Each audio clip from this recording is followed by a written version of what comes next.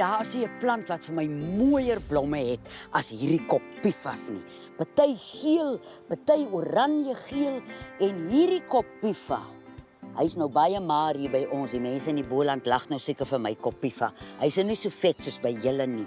Maar ek het hier 'n plek, ek het my gehak aan 'n draad. En as jy nou 'n seerplek het, dan druk jy so van hierdie gel uit en jy smeer dit aan hierdie plek waar die draad hom seer gemaak het. En hierdie klein stukkie wat ek nou afgebreek het, kan ek nou weer gebruik. En dan die res van die dag gebruik ek die res van hierdie blaar.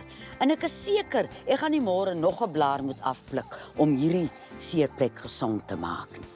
Maar een van die ander groot werke wat Kopifa doen, hierdie son wat vir ons so verskriklik brand, as jy hom nou meng, 'n koppie van hierdie blare, met 'n goeie kwaliteit aqueous room. Sit hom in 'n voedselverwerking, meng hom lekker deur, sit hom in glas en hou hom in die yskas. Hy moet in die yskas weet want hy's lewendig, hy gaan maklik afgaan.